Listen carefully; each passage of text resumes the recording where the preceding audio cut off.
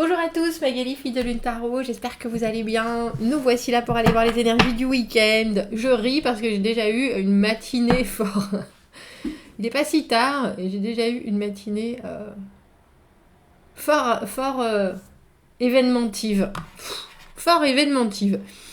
Week-end du 28 et du 29 août. Alors, samedi... Vous pourriez avoir des compréhensions avec Neptune. Croyez à vos tripes. Croyez vos tripes. Une soirée intense avec Pluton. En tout cas, une journée en pleine d'énergie parce qu'il y a Mars qui est là, qui a l'air de nous faire avancer. Croire en ses tripes. Tiens. Et dimanche, un boost positif de Mercure. Il est temps de décider des choses. Attitude positive si vous avez des problèmes qui vous frustrent. Attitude positive face à la frustration. Eh bien, du contrôle, de la réflexion, de l'énergie. Pas si mal. Allons voir les énergies du week-end. Qu'avons-nous appris? Comment est-ce que ça va nous servir dans les jours à venir? Qui arrive au devant de nous, comment s'y préparer au mieux. Allons voir les leçons du week-end, les réflexions à avoir, les choses sur lesquelles ça pesantir ou pas pour ce dernier week-end d'août. Quels sont les messages à transmettre? Quels sont les messages à transmettre pour ce dernier week-end d'août? Allons voir. Allons voir. 8 de bâton à l'envers, c'est drôle parce qu'il était là. Tiens, c'est parce que j'ai fait un tirage du mois et qu'il était là, je me souviens. C'était pour qui? Bref, pardon. L'amoureux, le mât, le 3 de denier à l'envers et le 6 de coupe à l'envers. 6 de coupe à l'envers et le 6 de l'amoureux. On a des idées de connexion à l'autre, on a des choix à faire, mais des choix qui sont un peu basés sur un ancien nous, avec ce 6 de coupe à l'envers. Pour moi, le 6 de coupe à l'envers, c'est en général quand on a j'allais dire des visions, des choses qui nous ont fait beaucoup de bien et qui sont toujours très présentes dans notre être, on va dire, des connexions, des relations, alors que ce soit avec des choses ou avec des personnes, mais dans le présent, ça nous sert plus vraiment parce qu'on reste un peu posé sur le positif de ce qui a été, et du coup, dans le présent, ça nous amène pas grand-chose ou ça ne nous permet pas de vivre de nouvelles possibilités. On a un week-end, je vais pas dire, on a un week-end tout en réflexion, parce que pour moi, le 8 de bâton à l'envers, quand on a cette première carte, c'est la carte de... Il vaut mieux tourner sa langue 8 fois dans sa bouche avant d'émettre une idée ou de donner une réponse qui peut être... qui va engendrer un effet domino qu'on n'avait pas prévu. Le 8 de bâton à l'envers, on ne prend pas les opportunités où on se met soi-même en pause. Alors, pause de communication, pause d'interaction. Il y a presque un état de flottement, mais qu'on vous demande plutôt dans ce week-end. L'amoureux, les options... il va y avoir des choix à faire, il va y avoir des réflexions. La réflexion, elle est là, mais c'est presque une réflexion qu'il faut que vous gardiez pour vous. Parce que de toute façon, avec cet amoureux au milieu, les choix et les options vont se présenter. Qu'est-ce qui arrive au devant de vous? Le grand saut dans l'inconnu avec le mât. On y va, on ne sait pas à quoi s'attendre. On franchit le cap, on n'a pas peur, justement on ne regarde pas en arrière, mais vous, il y a un petit côté, ah oui mais peut-être, ah oui mais enfin, le 6 de coupe à l'envers c'est cet espoir presque que le futur soit comme le passé, mais en même temps si c'est le passé, c'est que c'est passé et c'est qu'on a bien évolué depuis. Et ce grand pas en avant qu'on est obligé de faire avec ce mât, cette nouvelle aventure, cette nouvelle découverte, que ce soit de vous-même, que ce soit d'une intervention divine. d'une communication, à nouveau, parce qu'il faut savoir que le 8 de bâton, à l'endroit, c'est une carte de réactivité, c'est la carte où il y a plein de choses qui se passent, c'est les opportunités, c'est les nouvelles portes. Et là, on voit bien qu'il faut laisser, il ne faut pas vous décider parce que la décision, on a presque le sentiment, va se faire d'elle-même. Vous ne pouvez pas vous dire, c'est presque comme si on vous disait ne vous engagez pas sur quelque chose alors que vous n'avez pas forcément besoin ici et maintenant de le faire. Vous pourriez rester...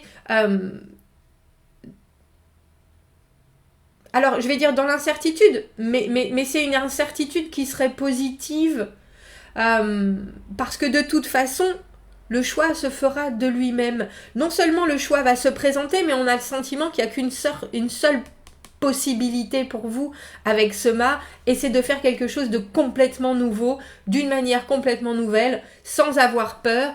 Je me lance, j'y vais, advienne que pourra, j'ai foi en la vie, en l'univers, en la positivité du monde, et ça va bien se passer. Et c'est drôle parce que la façon dont ça va bien se passer avec ce 3 de denier à l'envers, le 3 de denier à l'envers, pour moi, c'est une équipe où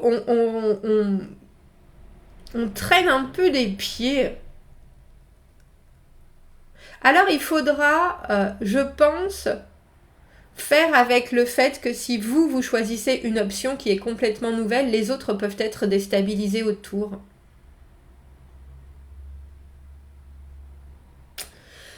Parce que j'essaie de trouver le 3 de denier, c'est une carte de construction de choses qu'on met tout ensemble pour justement que ça soit stable, mais c'est vraiment de l'apprentissage, c'est les premières bases de la construction, on dira.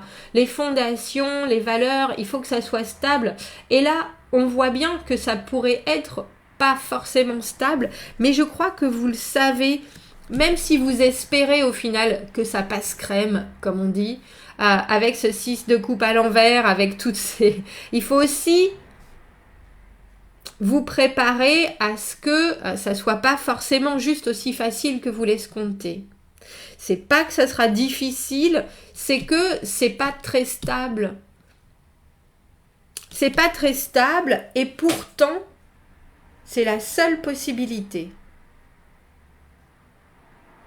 C'est la seule possibilité. Il y a des moments où on peut avoir manifesté des choses et quand les réponses se présentent, il faut encore accepter de ne pas tout saisir trop rapidement parce que tout n'est pas encore là. Toutes les solutions, toutes les possibilités, j'ai l'impression, sont en train de frapper à votre porte, mais soit parce que vous n'êtes pas encore prêt à tout recevoir vous-même, peut-être parce que vous manquez d'énergie, peut-être parce qu'il faut encore que vous persévériez sur le chemin, peut-être parce qu'il y a encore des choses qui sont en train de se placer de la meilleure des façons, mais vous ne pouvez pas vraiment, alors je vais dire communiquer, ou en tout cas être... Il y a une idée de ne pas déterminer une chose plutôt qu'une autre. Parce que justement, en laissant les choses un peu floues, le choix, comme je le disais avec cet amoureux qui est là, à un moment, les options vont se presque, comment on dit ça, s'éclaircir d'elles-mêmes. Il y a des choses, parce que le 8 de bâton, il faut penser que ça demande énormément d'énergie. Ça demande énormément d'énergie. C'est un peu comme si vous avez une idée qui vous passe par la tête, vous en parlez à une de vos copines, et puis elle part sur des projets, elle est déjà, ah oui, il y a ça comme option, on pourrait faire ça, on pourrait essayer ça, et elle vous bombarde de messages, alors que vous avez juste émis une hypothèse, et au lieu de perdre votre énergie en répondant à chaque chose et en y pensant et en plaçant votre temps en tout cas dans cette énergie-là, vous laissez cet enthousiasme de votre ami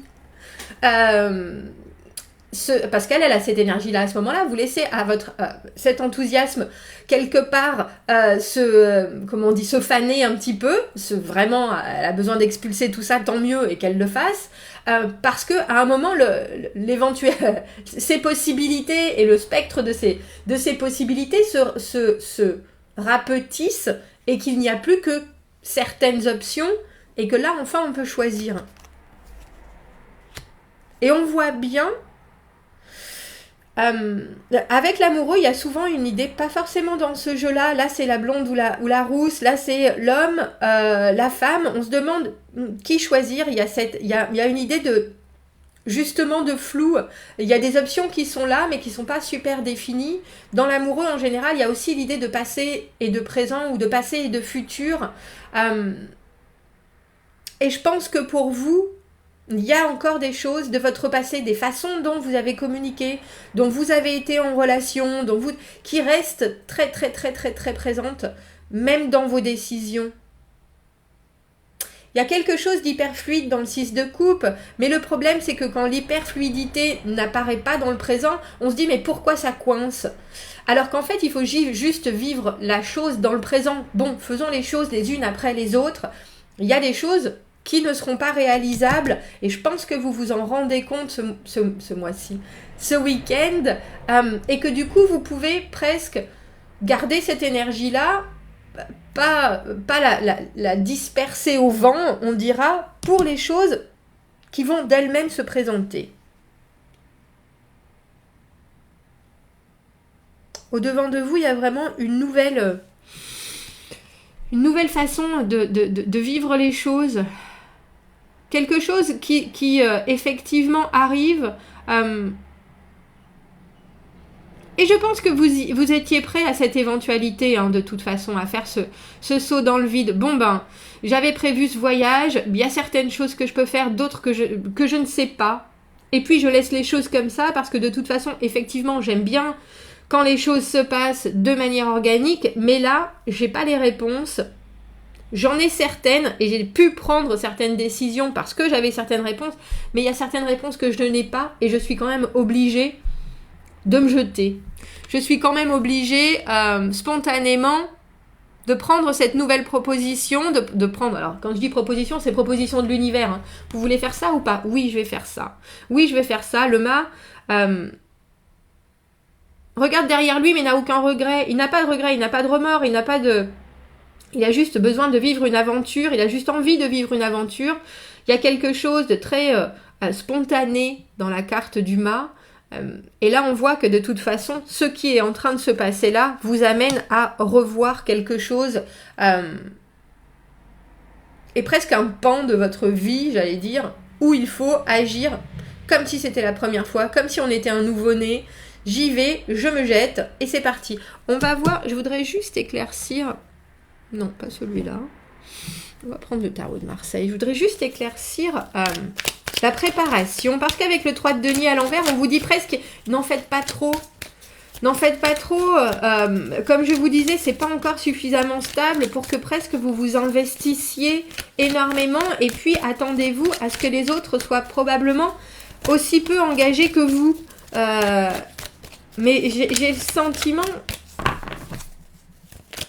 que c'est pas forcément de votre ressort si vous devez prendre les choses d'une manière un peu d'abord attendre et après spontanément décider. Enfin, vous décidez, il y a une réflexion avec l'amoureux, mais on n'a que 3 cartes qui sont tombées, après tout. Oui, c'est ça. C'est confus. De toute façon, les choses sont confuses. 3 de denier à l'envers, on a l'as d'épée à l'envers. Il y a des vérités, il y a des choses que vous devriez savoir et qui sont encore cachées. Il ne faut pas pour autant... la reine d'épée à l'envers, elle est parfois un peu aigrie de ce qui arrive et il faut aller de l'avant avec ce 6 d'épée. Les choses sont là comme elles sont. Vous avez pris une décision. C'est pas la peine de remettre les choses encore et encore et encore sur le tapis. Il faut avancer, que la situation soit trouble ou pas. Et la reine d'épée à l'envers, elle peut avoir un émotionnel. J'allais presque dire, si vous pouvez jouer sur le côté émotif de certaines personnes, faites-le. Parce que là, on a énormément de réflexion, mais il n'y a pas d'ouverture. L'esprit n'est pas clair, mais j'ai le sentiment qu'il faut le faire tout de même. Il faut faire ce pas en avant. Il faut, malgré tout, aller de l'avant. Le 6 d'épée, c'est vraiment une carte d'aller de l'avant. Que l'on sache ce qui va se passer ou non. Et là, pour le coup, avec le mât, on ne sait pas. Et la reine d'épée, à l'envers, elle perd un peu le contrôle parce que, justement, son émotionnel et ce qu'elle aurait eu envie de voir arriver ne se passe pas. Donc, elle peut être là en train de se dire qu'est-ce que je dois penser, qu'est-ce que je dois... Mettez votre cerveau de côté. Ce mois-ci, vous voyez, je le reprends pour... C'est bizarre, hein. je recommence. Il y a aussi quelqu'un qui peut être dans votre entourage qui, justement, se retrouve un peu démuni parce que ses fondations n'ont pas été achevées, presque. Et là, il faut que vous vous disiez, qui vivra verra, on y va, de toute façon... Il faut avancer, il faut... Alors effectivement, il y a peut-être une décision à prendre, mais quelle que soit la décision, ça avance quand même. C'est ça. Et de toute façon, il n'y a pas d'illumination, il n'y a pas de...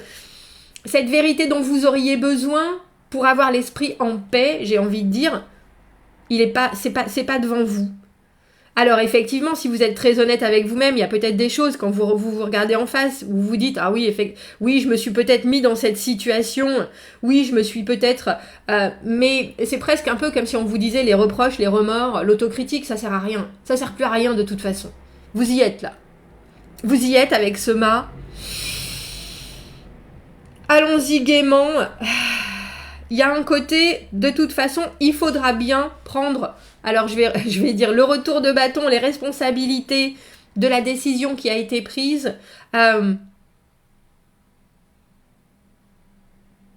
Et les leçons au cas où ça ne se passe pas aussi facilement que vous l'auriez espéré. Le 6 d'épée, en général, pour moi, je trouve toujours ça un petit peu dur parce qu'on y va et on sait qu'il faut aller de l'avant, on sait qu'il faut laisser les choses derrière soi, on sait que c'est plus la peine de se battre, on sait que c'est pas la peine d'argumenter, que de toute façon, c'est devant que ça fonctionne. Mais il y a toujours un petit côté de nous avec le cœur serré qui dit « Oh là là, si j'avais su !» Ah ouais, c'est sûr, le « si j'avais su », bien entendu. Mais là, les « si j'avais su », le traînage de pied, quelque part, ça vous empêche de laisser la place à des émotions qui sont très probablement beaucoup plus productives. Ou en tout cas, j'allais dire, d'apprécier la situation comme elle est.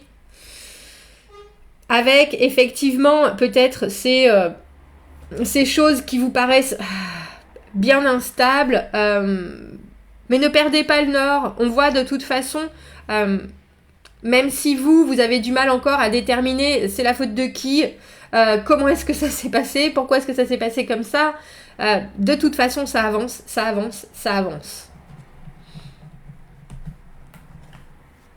6 de coupe à l'envers et 6 d'épée à l'endroit, c'est vraiment le moment où, quand on soupire en disant « Oh là là, oui, effectivement, quand ça se passait comme ça », et 6 d'épée, ça c'est le 6 de coupe à l'envers, « Oh, c'était bien à l'époque, c'était comme ça, tout ça, et c'était facile, et c'était le 6 d'épée à l'envers qui dit « Ça ne sert à rien, là. » On est bien d'accord, t'as toutes tes pensées, là, ça avance pas, allez. Arrête de penser comme ça, regarde devant. Regarde ce qui reste à aller trouver. Mais on voit bien avec cette reine d'épée à l'envers et ce 6 de coupe à l'envers que votre émotionnel, il est chahuté. Il prend beaucoup de place, ça prend beaucoup de place parce que vous avez peut-être des regrets, des remords, mais alors qu'en fait, ça ne vous avance à rien, tout ça. Ces regrets, ces remords, ces réflexions sur ce qui aurait pu être, ce qui a eu été, etc. Parce que le mât, là, il vous dit, de toute façon, arrive au-devant de vous un saut dans l'inconnu. Donc, quand il faut y aller, c'est un peu ça. On laisse des choses derrière soi avec le 6 d'épée, hein. Toujours. Et c'est des choses qui étaient pas forcément positives. Et ça, c'est positif en soi. Quel message on peut rajouter à ce tirage du week-end? Ça se passe bien? Ah ben, vous la voyez pas. Tout se passe bien? Oui? Eh oui, je vois. Qu'est-ce qu'on peut rajouter comme conseil? Comment est-ce qu'on peut faire en sorte que nos pensées soient un peu moins présentes ce week-end? Parce que... comment est-ce qu'on peut arriver au mât plus facilement presque? Le moment où justement Il y a une carte qui s'est retournée, c'était la flexibilité. On voit bien que vous n'arrivez pas forcément à analyser ce qui se passe. Mais c'est aussi parce que l'environnement est flou. C'est pas juste parce que votre émotionnel passe devant. C'est aussi parce que les directives, les vérités de cet as d'épée, c'est flou. C'est à l'envers, c'est confus. Il y a des choses qui ne sont pas dites. Donc c'est pas juste vous qui en voulez à la terre entière et du coup qui avez quelque chose qui est compliqué à mettre en place ou à réfléchir. Mais vous n'avez pas vraiment le choix. Amusez-vous. Quand la vie devient trop sérieuse, ce dont vous avez besoin, c'est d'être joyeux comme un enfant. Rappelez-vous l'innocence originale, parce qu'elle est souvent enterrée sous des années de conditionnement. Appréciez le moment en amenant un sentiment d'émerveillement et jouez avec votre journée. Un équilibre naturel sera restauré et vous vous sentirez plus entier. Les gens autour de vous vont noter cela et seront aussi inspirés par vous-même. Oui, c'était très sérieux ce week-end, je suis assez d'accord. Alors si vous avez la possibilité,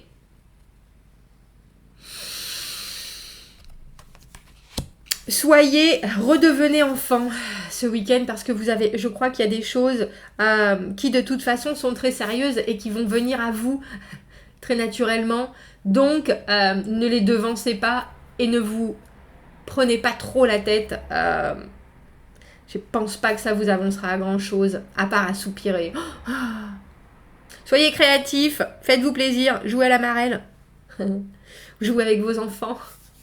Passez un très bon week-end. Commentez, n'hésitez pas. Abonnez-vous à la chaîne si vous le voulez. Si vous avez besoin d'un tirage privé, vous avez mon adresse email dans la petite boîte juste en dessous. Je vous souhaite un très bon week-end et je vous dis à bientôt. Au revoir.